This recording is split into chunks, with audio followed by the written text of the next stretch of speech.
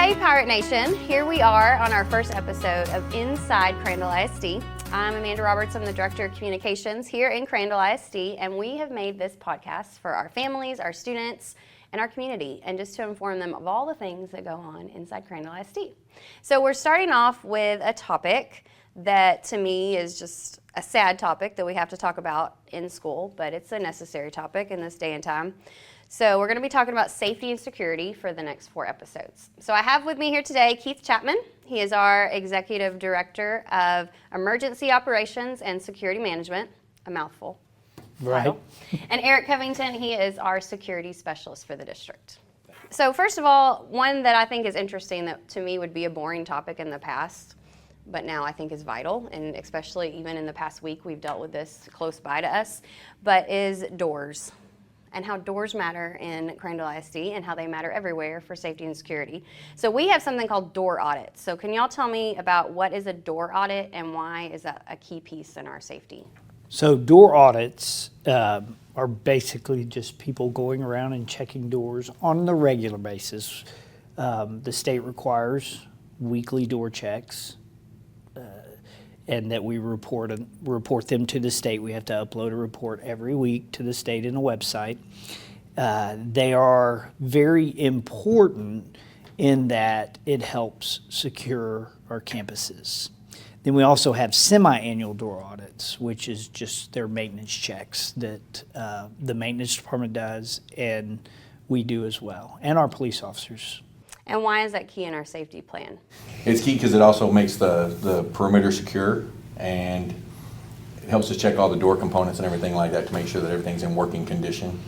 So doors don't fail. If they do fail, we fix them immediately. And if I could add on to that, it does raise awareness. When you start talking about things, people, it gets their eyes up. They notice things. So if they're walking outside and they're managing and shutting a door, then they look out in the parking lot. They may see something they don't normally see because they're thinking about security. Mm-hmm. And on a side note, we joke around with Keith a lot. We call him the door guy because he keeps us on our toes. How often are these door audits performed, and when you do them, what do you find? What's revealed from them? So as I said in the first question, there are weekly mandated door audits. Now our police officers are checking doors and our security team are checking doors 2-3 times a day. Sometimes just spot checking certain doors, but they usually walk twice a day, all doors on the campus. And then there are semi-annual checks. They're a little more in-depth, but they're strictly mechanical checks. And so some red flags, you want to hit the red flags, some things we find? yeah, a mechanical issue, so the door doesn't latch properly, adjustments needed. The electrical issues for the doors that take access cards, we got to make sure that those are working. And then things that a lot of people overlook, the door closure that automatically closes the door, we got to make sure those are all functioning and working properly. So we go over them with pretty much with a fine-tooth comb every 6 months to make sure everything's working. How do our teachers do with these? As a district, if you're looking, because we're in education, you always put a score on something, about 0.35% of the time we find an unsecured door. So we're in the 99.5 percentile or better, and we have improved. We started doing these 2 school years ago, and every year we've gotten better, and the schools do a great job. The elementaries, matter of fact, one of our elementary schools, I won't say which, but one of them is doing really well. We have yet to find an unsecured exterior door in any door audit, which is amazing. And the campus wins an award, don't they? They for do. The best, what's that award called? The Fortress Award. At the end of the year, they win the Fortress Award, and that is the campus with the best exterior and interior, because classroom doors are checked as well, door audit percentage. How long have you been here, Keith? This will be the end of my 4th year. Okay, I was thinking that. So as a 17-year Crandall pirate over here, been here my whole career. I remember back when I was in the classroom, our doors were open all the time because it was inconvenient to let the kid go to the bathroom and the door was locked, so we propped them. But would you say in the past 4 years, Crandall ISD has come a long way? Absolutely. When I first got here, one of my priorities was just walking campuses probably every second or third day.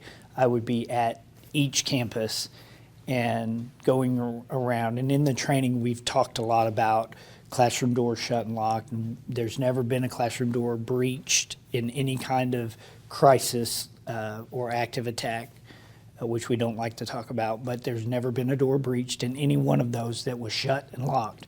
So as a security practice, it is one of the best, and our teachers do a really good job of it. Even in the classroom doors, we are exceeding expectations. What's a whole new mind shift? Like you have to like shut it. It's going to be more inconvenient, but once you get used to it. And I've heard you say this before. Would you say when emergencies or when something does happen, how many times it's the door that's propped or somebody let them in, or it usually comes down to the door? If you go back, Uvalde, there was an exterior door that was unlocked. The interior door was mechanically, it had failed. And you can go back to 2006 where the person who did that shooting in Plant Canyon High School, he just walked in a door. So the mindset has come a long way. Providing a secure perimeter for our students is really helpful because it's one less thing we have to worry about. And that's why we can do a whole podcast episode on doors. That's right? Exactly. Okay, so at this point, how would you say our teachers, our staff, or even our parents, like how can we do better, or what needs to be the next step to make sure that we're continuing this practice? Eric and I talked about this. He had some good feedback on it. Basically, we talked about utilizing the speak up, stay safe.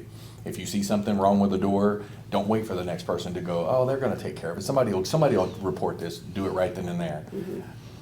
I can say honestly, the people, when they see me in the hall, they'll go, hey, I've got a problem with the door, because they know that we're right there on the spot to fix them. Or we contact maintenance pretty quick. So we try to resolve issues like that pretty fast. And when it's funny, when I talk to people and they say how inconvenient from a teacher's perspective, their classroom door being shut, or remembering to stop and turn around and make sure the exterior door is shut, I always look at them and say, when you leave your house or go in your house, I bet you money you make sure the door is shut and locked. And they go, well, yeah. Mm-hmm. Well, and you're protecting yourself. Now you've got to consider the kids we're protecting. So you need to have that same mindset here at Crandall ISD. It says, this is my home. This is where I work, but this is also my home away from home. I need to make sure doors are shut and locked. And I'm betting the students are a lot better now about pulling it to all the way. And yes, especially at the elementary campuses. There's still hurdles to overcome, but we just continue to educate. And keep that awareness. Yes. All right. Well, I thank y'all for coming and talking about doors. Like I said, you'd think it would be a boring topic, but when you sit here and think about what keeps our parents at home and they're thinking they're sending the kids to school every day, the little things we're doing that are going to make a big impact. I want everybody to come back for our next episode. We're going to talk about drills and safety. And y'all do how many drills a year, just to give us a little sneak peek? About 180. Okay, we're going to talk about 180 drills, but it'll be fun. Follow us we are on Instagram, we are on Facebook, we are now on Spotify at Crandall ISD or official CISD.